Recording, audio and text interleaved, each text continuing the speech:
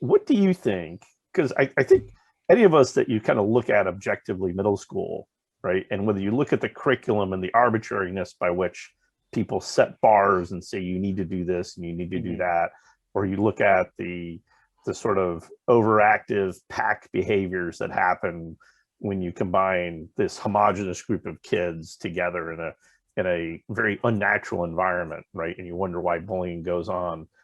How do you think we can how do you think we can help other people see what's going on in this middle school environment? Because I think middle school is particularly damaging. You're right. It does. It is a breeding ground for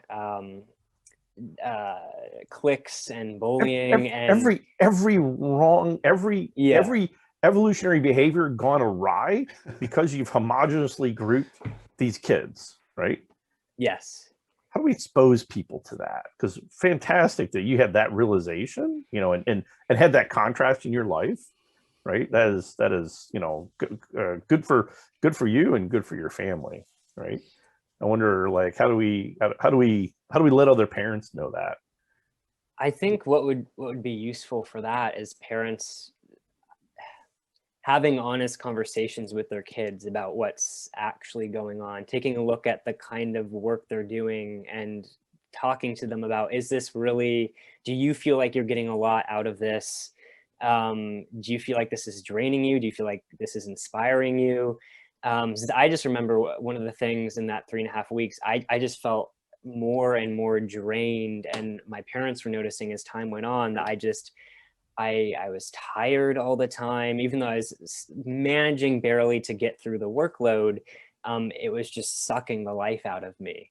And so to pay attention to your kids, to see how it's affecting them.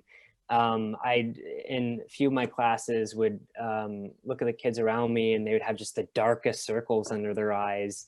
And I just knew this isn't healthy.